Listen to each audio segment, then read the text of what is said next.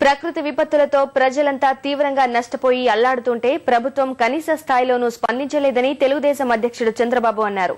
రైతులకు భరోసా కల్పించాల్సిన ముఖ్యమంత్రి వారం వరకు బయటకు కదలేదని విమర్శించారు.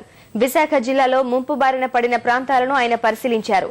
ప్రజల కష్టాలను అడిగి తెలుసుకున్నారు. మునగపాక, అచ్యుతాపురం మండలాల్లో ముంపు బారిన పడ్డ గ్రామాల్లోనూ బాబు పర్యటించారు. వరద నీటిలో మునిగిపోయిన చూచికొండ గ్రామానికి పడవలో వెళ్లారు. నష్టపోయిన ప్రతి రైతును ఆదుకోవాలని బాబు డిమాండ్ చేశారు. ఎకరాకు 10,000 రూపాయల చొప్పున పరిహారం పెంచాలని కోరారు.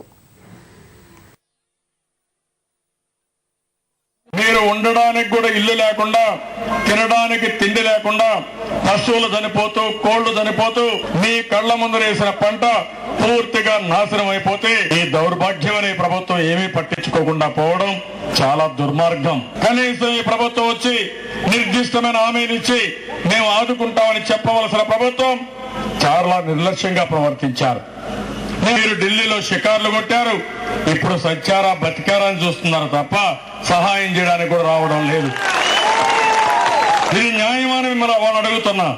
రాహుల్ గాంధీ ఏం తమ్ముళ్ళు, ఆయన ఒక పెద్ద ముద్దబ్బాయి, ఏమీ తెలియదు. ఆయన ప్రధానమంత్రి అయిపోవాలి. ఆయన ప్రధానమంత్రి అయితే మన పిల్లలు ఏం కావాలని అడుగుతున్నా. ఆయన ప్రధానమంత్రి కావడానికి ఇక్కడ దొంగలందరూ ఉన్నారు.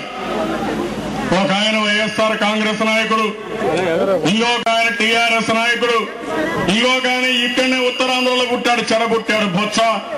అందరూ కలిశారు మనల్ని ముంచేయడానికి.